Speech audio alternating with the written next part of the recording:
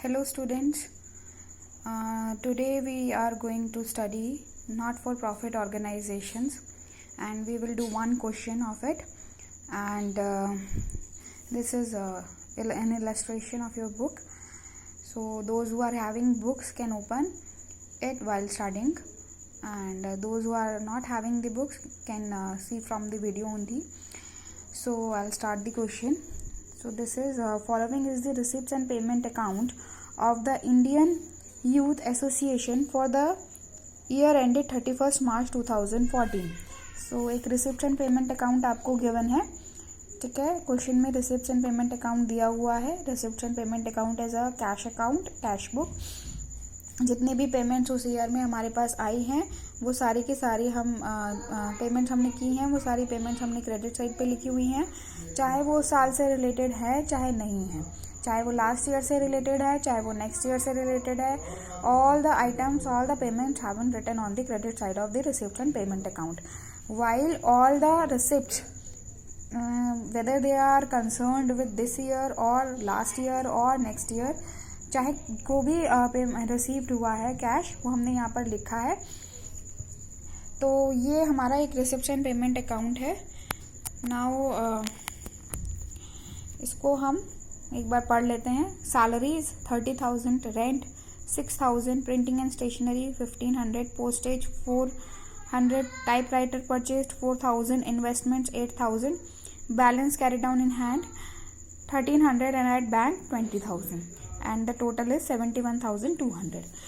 At this side, opening balance is in hand 2,500, at bank 24,500. Subscriptions का amount है 40,000. इस subscriptions में सारी सब्सक्रिप्शंस हैं, चाहे वो लास्ट ईयर की है चाहे वो नेक्स्ट ईयर की है. Bank interest 200, sale of old card 4,000, and the total is 71,200. Investments were purchased on 1 October 2013. Investments हमने कब परचेज की थी? 1 अक्टूबर 2013 को परचेज की थी, और हमारा जो ईयर है वो कब एंड हो रहा है? 31 मार्च 2014 को एंड हो रहा है, यानी कि ड्यूरिंग द ईयर हमने इन्वेस्टमेंट्स परचेज किए हैं. And yielded interest at the rate 5% per annum. Subscriptions included 8,000 for the year ended 31st March 2013 and 4,000 for the year ended 31st March 2015. इसके अंदर आपको सब्सक्रिप्शंस दी हुई है, एट द बिगनिंग दी हुई है और एट द एंड दी हुई है. उसके बाद आपको subscriptions for the year ended दिया हुआ है 8,000 वर स्टिल इन एरियर्स, मतलब हमारे जो साल के अंत तक भी कुछ आउटस्टैंडिंग सब्सक्रिप्शंस हैं, ठीक है, आउटस्टैंडिंग एट द एंड है. रेंट फॉर द मार्च दिया हुआ है 500 स्टिल अनपेड, 500 रुपीज जो है वो अनपेड है. 300 are payable against a bill of for stationery. The value of the car was 5,500. Prepare income and expenditure account for the year ended 31st March 2014 and the balance sheet as that date. You have to make an income and expenditure account, and उसके बाद आपको क्या बनाना है? एक balance sheet बनाना है. Balance sheet बनाना है. तो ये हम देख लेते हैं इसको. तो हमने परफॉर्मा बनाना है. परफॉर्मा में जो भी ऑर्गेनाइजेशन है पहले उसका नाम लिखना है, और उसके बाद इनकम एंड एक्सपेंडिचर अकाउंट लिखना है for the year ended 31st March 2014. Debit side, credit side. Expenditures you have to show on the debit side because it is a nominal account. In nominal account you will always show the expenditures on debit side and incomes on credit side. So you will write salaries 30,000. जो भी आपकी payments हैं वो हमने बताया था कि आपको क्रॉस में लेके जानी है एक्सपेंडिचर साइड पे, और जो भी आपके रिसिप्ट्स हैं वो आपको क्रॉस में लेके जाने हैं इनकम साइड पर. तो जितने भी इनकम, लेकिन आपको क्या ध्यान रखना है कि सिर्फ केवल करंट ईयर से रिलेटेड जितने भी रिसिप्ट्स एंड पेमेंट्स हैं वो इनकम एंड एक्सपेंडिचर अकाउंट में आएंगे, प्लस जो भी रेवेन्यू आइटम्स होंगे वही आएंगे. केवल जो कैपिटल आइटम्स है वो नहीं आएंगे इनकम एंड एक्सपेंडिचर अकाउंट में. तो सैलरीज हम देखते हैं. सैलरीज 30,000 दिया था पेमेंट साइड पे, एज इट इज हमने 30,000 लिखा है. उसमें हमने कोई भी एडजस्टमेंट नहीं करी है क्योंकि कोई एडजस्टमेंट यहाँ पर गिवन नहीं है सैलरीज से रिलेटेड. उसके बाद रेंट हमें दिया हुआ है 6,000 का, और 6,000 से रेंट से रिलेटेड हमें एक एडजस्टमेंट दी है that rent for the March 2014 ₹500 is still unpaid. यानी कि मार्च का जो रेंट है, मार्च 2014 का जो रेंट है 500 रुपए, वो अभी भी पे नहीं किया है। यानी कि इस साल का जो रेंट है 500 रुपए वो अभी भी अनपेड है, आउटस्टैंडिंग है। तो आउटस्टैंडिंग एट द एंड मतलब हम इसके अंदर क्या करें, प्लस कर दें। आउटस्टैंडिंग हमने यहाँ पर 500 रुपए, 6000 तो पे किया ही है, प्लस 500 रुपए और करना था जो इस साल से रिलेटेड था, हमने नहीं किया है, तो 500 रुपए और ऐड कर दिए, तो दैट इज 6500। उसके बाद printing and stationery is 1500।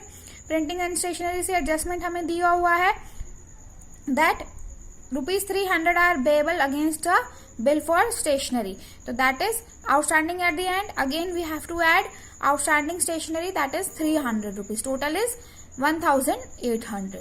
Then postage given is 400. Postage से रिलेटेड कोई भी एडजस्टमेंट हमें नीचे नहीं दी गई है, तो पोस्टेज को हम ऐसे ही उठाकर डेबिट साइड पर लिख देते हैं 400।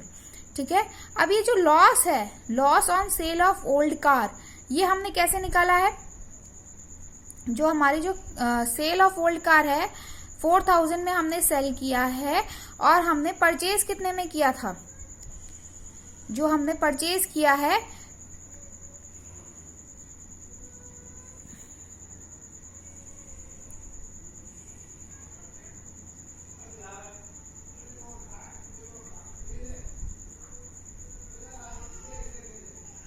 ये लिखा है the book value of the car was 5500।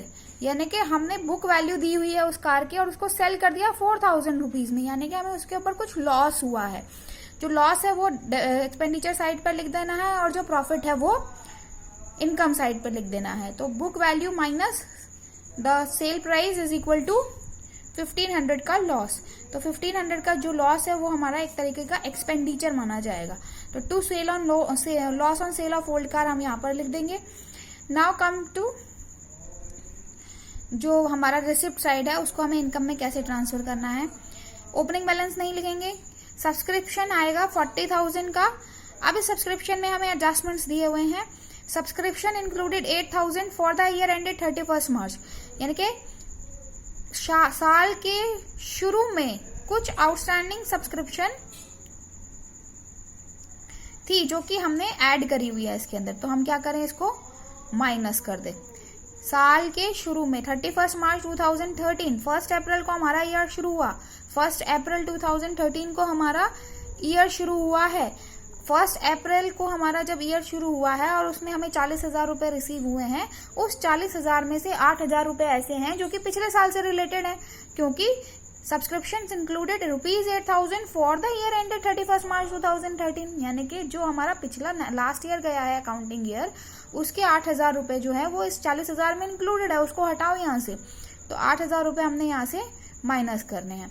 And 4,000 for the year ending 31 मार्च 2015, यानी कि जो नेक्स्ट ईयर है उसके भी 4,000 रुपए इंक्लूडेड है, तो वो भी माइनस करने हैं। तो टोटल हमें कितना माइनस करना है, 12,000 रुपए। 8,000 पिछले साल के जो 40,000 में इंक्लूडेड है, मैंने क्या कहा कि वही आइटम आएगा जो इस साल से रिलेटेड है, सब्सक्रिप्शन आएगा। लेकिन ये 40,000 जो है ये पूरा इस साल से रिलेटेड नहीं है, इसमें से 8,000 रुपए लास्ट ईयर के हैं और 4,000 रुपए नेक्स्ट ईयर के हैं, तो दोनों हमने माइनस करने हैं। और सब्सक्रिप्शंस की एक और एडजस्टमेंट दी हुई है, subscriptions for the year ended 31 March 2014 ₹8,000 were still in arrears, यानी कि इस साल के अंत तक 8,000 रुपए अभी तक नहीं आए। स्टिल इन एरियर का मतलब है कि अभी तक नहीं आए। तो हम क्या करें, जो अभी तक पैसे नहीं आए हैं 40,000 रुपए में से जो आ गए हैं वो 12,000 रुपए इस साल के है ही नहीं, और 8,000 रुपए ऐसे हैं जो अभी तक आए ही नहीं। तो हम क्या करेंगे, चाहे हमें रिसीव हुआ या नहीं हुआ, सब कुछ लिखेंगे कि इस साल से रिलेटेड सब्सक्रिप्शन कितनी है, चाहे हमें रिसीव हुई या नहीं हुई। तो हमने लिखा आउटस्टैंडिंग इसके अंदर 8,000, यानी कि इस साल से रिलेटेड सब्सक्रिप्शन हैं 36,000। उसके बाद हमें दिया हुआ है बैंक इंटरेस्ट ₹200। अब जो बैंक इंटरेस्ट है वो 200 हमें ऑलरेडी दिया हुआ है, पर एक एडजस्टमेंट और दी हुई है कि हमने इन्वेस्टमेंट्स परचेज की 1 अक्टूबर को। 1 अक्टूबर से अगर हम 31 मार्च तक का टाइम लगाएं तो अक्टूबर, नवंबर, दिसंबर, जनवरी, फरवरी, मार्च 6 मंथ्स होते हैं, और हमने इन्वेस्टमेंट जो 8,000 रुपए की हमें दी हुई है ये परचेज की होंगी। तो 8,000 रुपए पर हमें 6 महीने का इंटरेस्ट मिलना चाहिए। 6 महीने का इंटरेस्ट कैसे मिलेगा? 8,000 मल्टीप्लाई 5/100 मल्टीप्लाई 6/12 दैट इज 200. तो total is 400 interest we have received. Now the total of this side and this side. तो ये टोटल आता है आपका 36,400 और ये टोटल आएगा आपका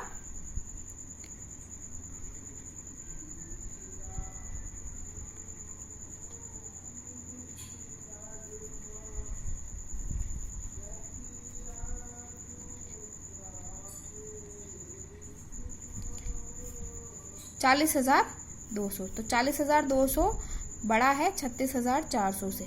40,200 में से जब हम 36,400 माइनस करेंगे तो आपका जो डेफिसिट है वो आ जाएगा ऑफ 33,800. तो 3,800 आपका डेफिसिट आया. That is excess of expenditure over income. This deficit has to be subtracted in the balance sheet from the